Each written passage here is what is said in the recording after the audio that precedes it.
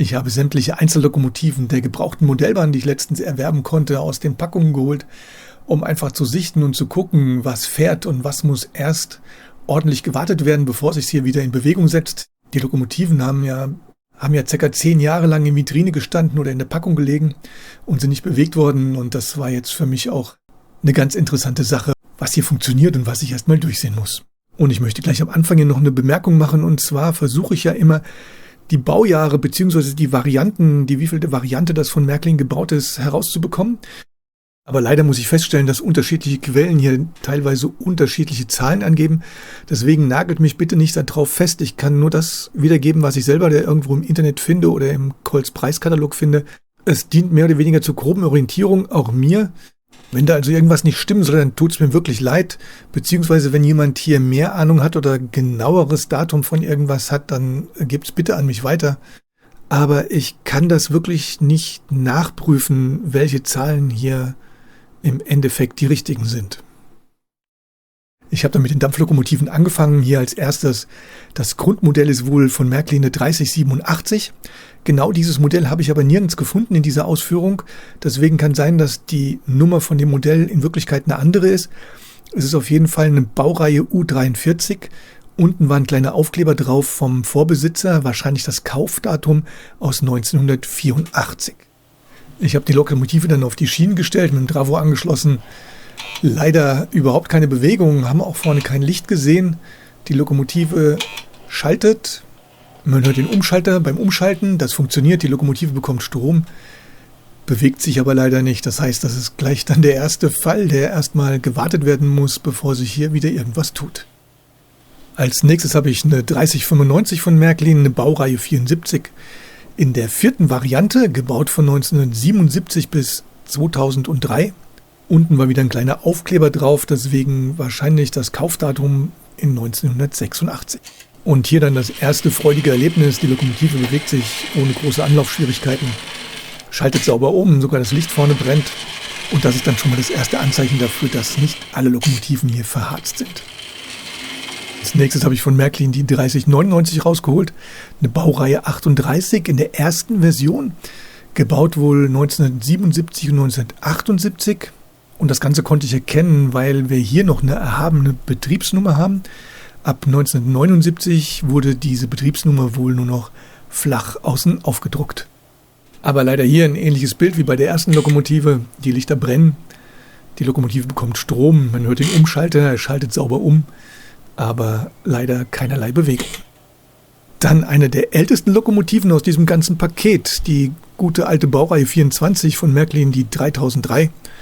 In der zweiten Version, gebaut von 1959 bis 1962, hier noch in der schönen hellblauen Packung, die Packung leider ein bisschen ramponiert. Und für mich interessant, denn ich habe eine neuere Version davon und werde mir dann anschauen, welche ich von den beiden dann behalten werde.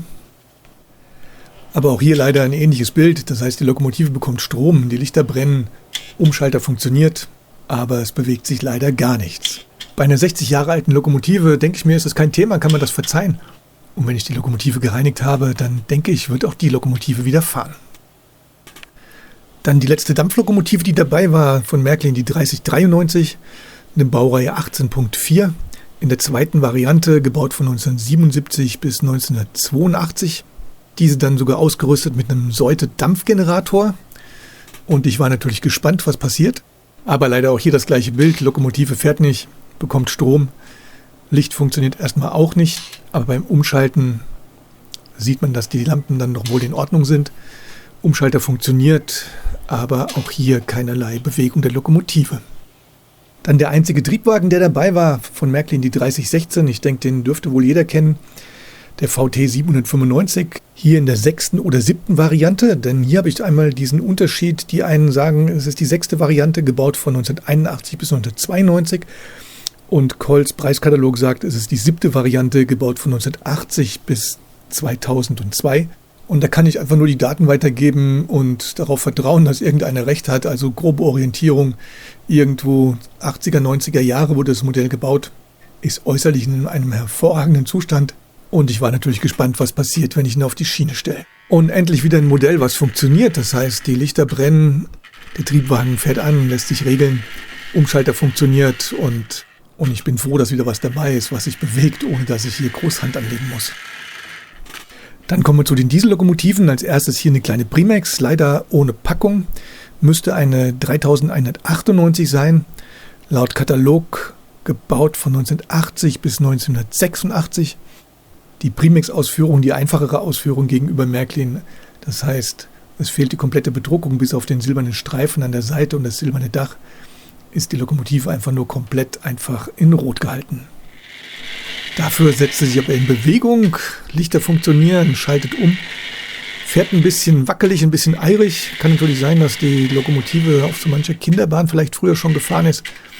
Fahrverhalten ist nicht perfekt, aber immerhin bewegt sie sich. Als nächstes haben wir dann wieder von Märklin eine 3075, eine Baureihe 216. Wurde in der 4. Variante, gebaut von 1978 bis 1991, in einem optisch sehr, sehr guten Zustand. Hat mir unheimlich gut gefallen, die Lokomotive. Und ich war natürlich wieder gespannt, was passiert, wenn ich sie auf die Schiene stelle. Aber leider auch hier, Lichter brennen, Umschalter funktioniert, die Lokomotive bewegt sich nicht. Und auch hier werde ich dann erst wieder reinigen müssen, bevor sich dieses Modell dann in Bewegung setzt. Dann von Märklin eine 3081, eine Baureihe 220. Gab nur eine einzige Variante von Märklin und diese wurde gebaut von 1984 bis 1988. Lokomotive sieht auch wieder ziemlich gut aus. Optisch macht es einen sehr guten Eindruck. Und das Schöne ist, dass sie sogar auch fährt. Völlig problemlos, lässt sich leicht regeln, die Lichter funktionieren, sie schaltet sauber um und setzt sich ohne größere Wartungsarbeiten in Bewegung. Und ich habe wieder eine, die fährt. Und dann wieder was richtig Altes, und zwar eine 3921 Bausatz der Märklin 3021, die gute alte V200. Das ist die 6. Bausatzvariante und diese wurde gebaut von 1963 bis 1966.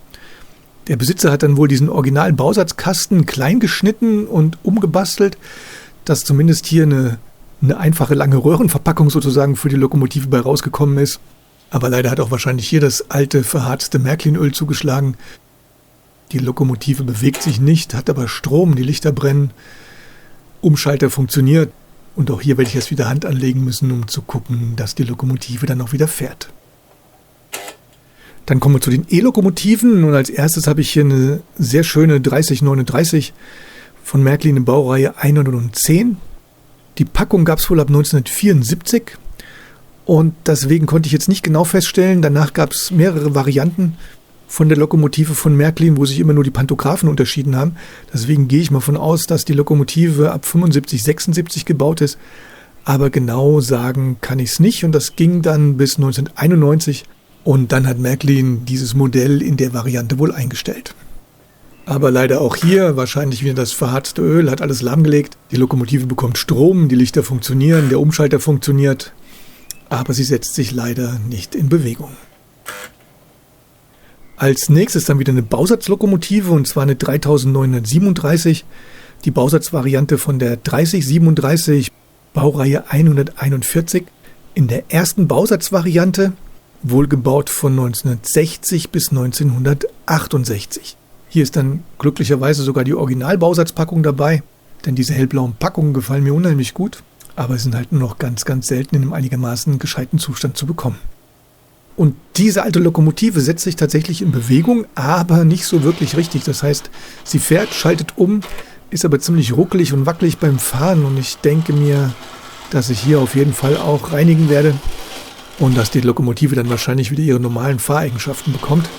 Wobei ich hier natürlich dazu sagen muss, dass ich eigentlich alle Lokomotiven, auf die fahren, nochmal warten werde. Denn das kann ja nach dieser langen Standzeit auf keinen Fall schaden. Dann haben wir eine Baureihe 111 von Märklin, die 3355. In der S-Bahn-Farbgebung, diese wurde wohl gebaut von 1987 bis 1996. Zählt von der Farbvariante her jetzt nicht zu meinen persönlichen Favoriten, denn da gefällt mir die Ursprungsvariante in beige Türkis von Märklin von der Baureihe 111 wesentlich besser. Aber auch diese Lokomotive verweigert sozusagen ihren Dienst. Lichter funktionieren, es hört sich nach einem elektronischen Umschalter an, funktioniert wohl auch, aber auch diese Lokomotive setzt sich nicht freiwillig in Bewegung. Und als letztes kommen wir zu einer Märklin 3058, die Baureihe 151. Hier in der zweiten Variante, diese wurde wohl gebaut in 1977 und 1978, ist daran zu erkennen, dass das Signalhorn und die Antenne vorne an den Stirnseiten auf der Lokomotive in Silber gehalten ist und bei der Ursprungsvariante oder bei der ersten Variante war das einfach noch in beige mit eingefärbt. Und die Lokomotive setzt sich in Bewegung, fährt, schaltet und wenn ich sie richtig auf die Schiene gesetzt hätte, dann wäre sie wahrscheinlich noch besser gefahren. Das habe ich aber jetzt erst beim Schneiden vom Film gemerkt. Und deswegen ist mir das auch ein bisschen peinlich, aber ich wollte jetzt die Lokomotive nicht nochmal neu filmen und ich habe es einfach so gelassen. Man hat das Gefühl, sie hat erst gestern auf der Schiene gestanden, also das ist, glaube ich, eine der problemlosesten jetzt von den ganzen Lokomotiven gewesen. Und das freut mich sehr, denn ich habe bis jetzt nur die erste Variante davon, da werde ich mal schauen, ob ich hier vielleicht sogar auch die zweite behalten werde. So, und das war's dann mit meinen 14 Lokomotiven, sozusagen das Überraschungsauspacken, was fährt und was fährt nicht. Ist bescheiden das Ergebnis, es sind im Grunde genommen nur 5 Lokomotiven, die sich in Bewegung setzen und eine 6. Lokomotive, die 3037, die grüne E-Lok, die so einigermaßen sich wenigstens bewegt. Ich denke, eine Wartung haben sie alle verdient und ich hoffe dann, wenn ich mir die Lokomotiven dann Stück für Stück vornehme, dass ich sie mit einem klein bisschen Wartung und Pflege auch wieder alle zum Laufen bekomme. Das werde ich dann nach und nach in Angriff nehmen.